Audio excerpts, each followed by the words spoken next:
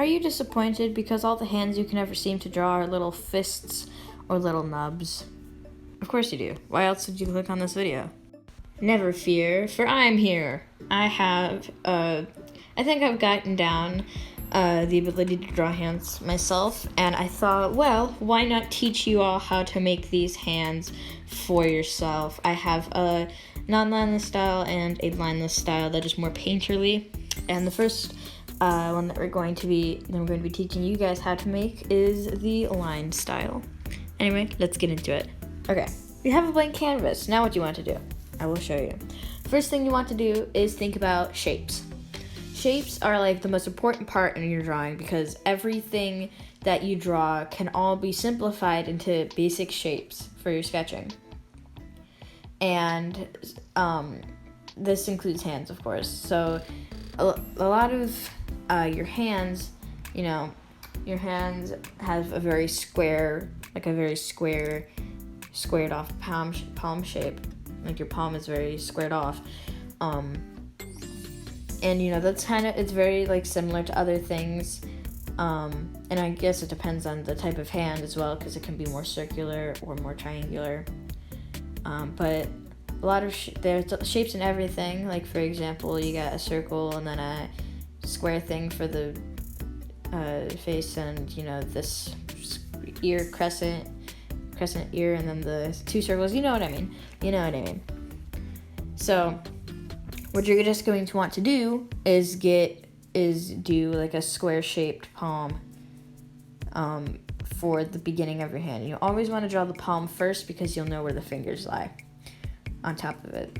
So all you got to do is just go and draw a square. And actually, I'm gonna move that. Okay, there we go. So now that you got your hand, the main the main part of your hand, you want to think about where the fingers and the thumbs go. Now this will differ from whether you're doing like a long and tall one or a short and stout one. But for this one, since it's in the middle, it won't be too long of fingers, but they will be, pretty long compared to the palm.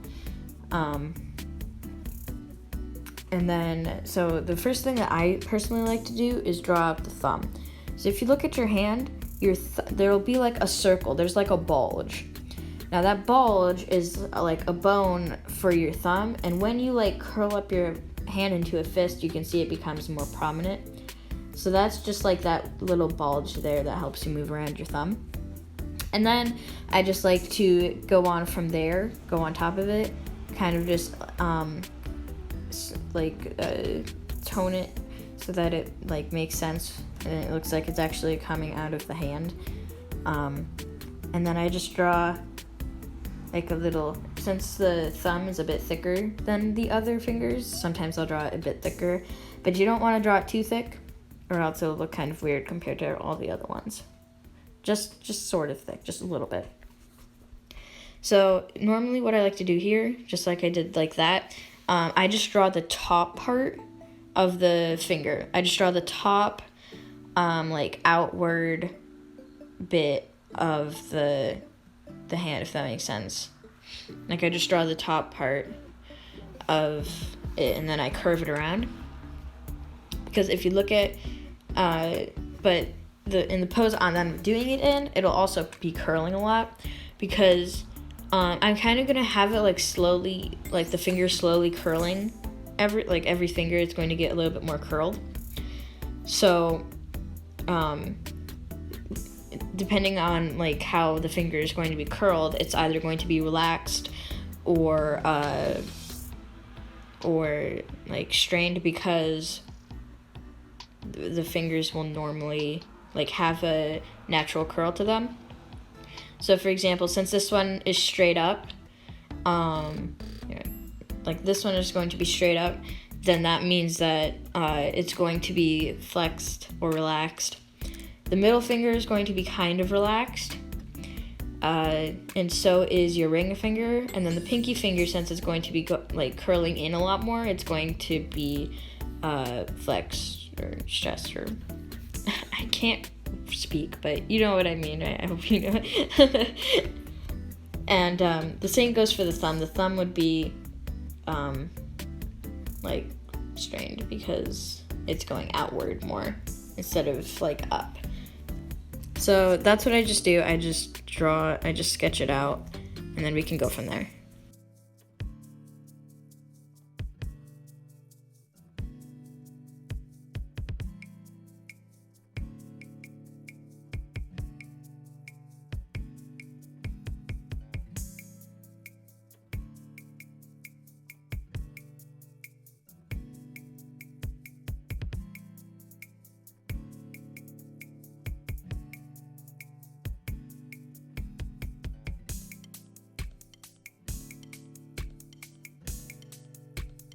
All right, so you have your the sketch of your hand. Now what? Well, of course, we move on to the next step, which is your inking. So turn down the opacity of your sketch layer and push new layers so that you get a new one, of course. Then what you want to do is take whatever inking color you want. I'm just going to use black for this specific one, just to make it the inking stand out more, but usually I would do colored line art because it makes it look softer. But basically just outline your the drawing with the inking, and I use the basic 5 size brush, by the way.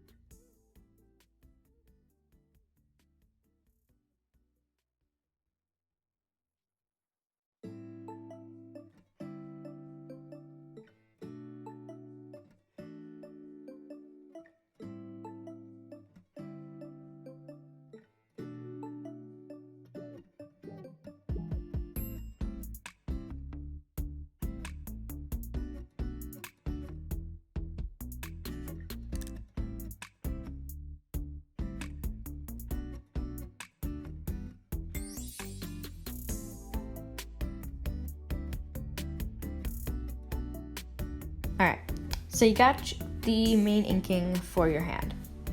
Now what do you want to do? Well, you want to color it, of course. So sometimes what people do is take their wand selection tool and just go to the inking layer and then just select it.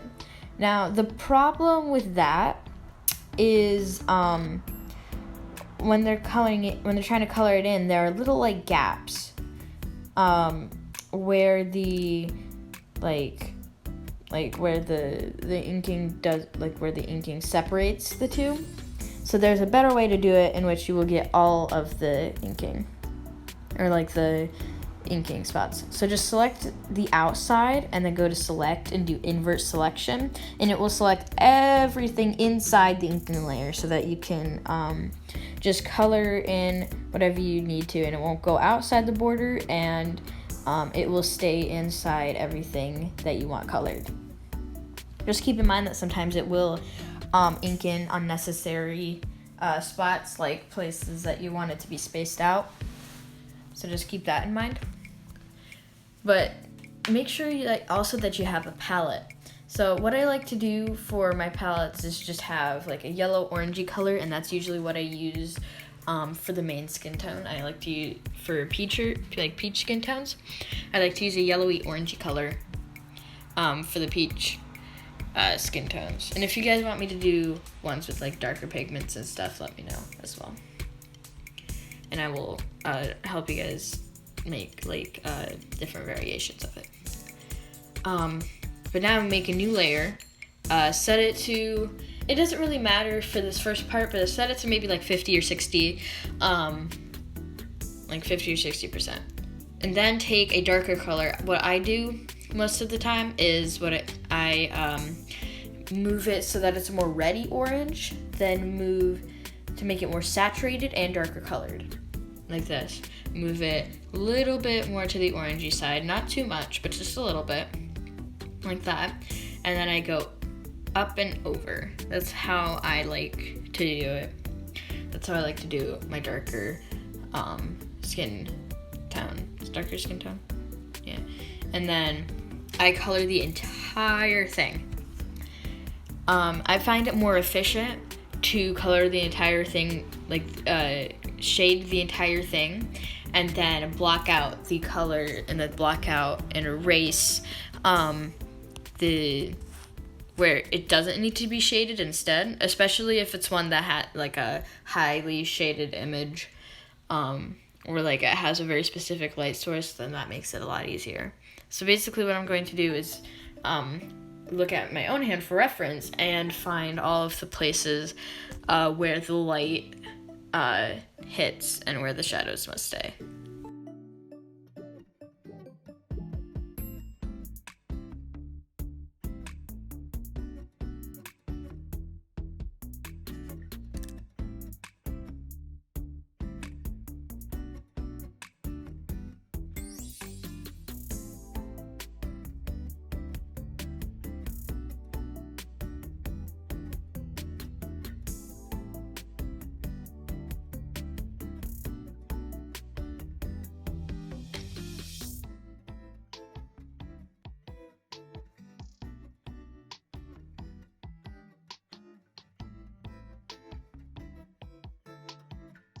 So now that you did that, you can turn down the shading opacity.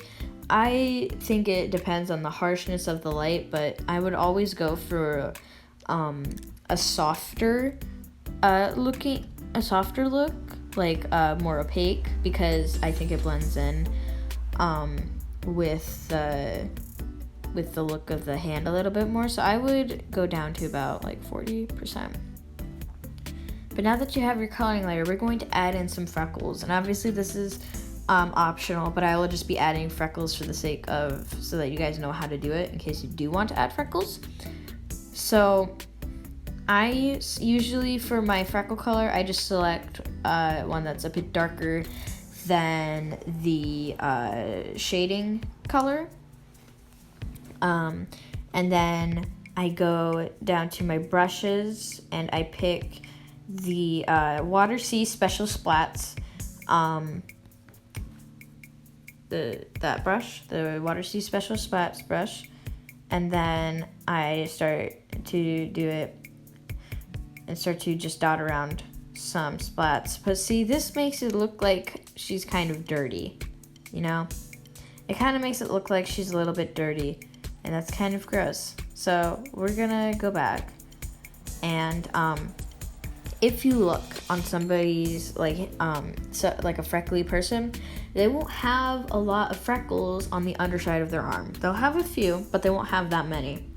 If you look on like behind, like on the back, like behind on the front of your arm, they will have like a lot more freckles, especially down like the side near the elbow.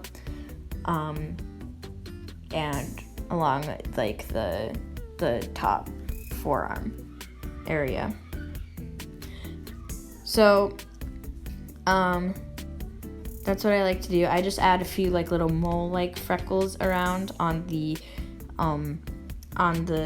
underside of the forearm, and then to show that there are freckles on the other side, I will just add some here and there. Just as a little touch. And that is how I do the freckles on someone. Because this is just a random hand. Thank you to the lovely model who decided to model their hand for me. Anyways, it is time to work on le blush. The blush is it. I don't know if it'd be called blush because it's on your fingers, but we'll just call it finger blush for now. So for the pinkish color, I don't do it very orange. It's more on the red side, but I still have a little tint of orange in there. and then I go out. And that is basically just how I get the finger blush. I don't know if that's what it's called, but basically, like, if you look at your hands, they'll get more like rosy at the tips. It gets a little bit more red. So what I like to do, it doesn't really matter what kind of brush you use for this one in particular. I just use this chalk soft brush, and then I just go around all of the little fingers and I add the little pink color to them, like that. And make sure you're doing all this on the color layer and not the shading layer, or else the shading won't show up on the pink as well. Then you can take a blending brush. Now, there are multiple blending brushes. It doesn't really matter specifically what you use for this one either, but I would suggest using a blush. I can't stop saying blush. Blending tool, for example, Water See Widespread Area is also a good one. I would stay away from the actual like blending brush, because that one could accidentally pick up white from the background or other colors and kind of like just blend it all together.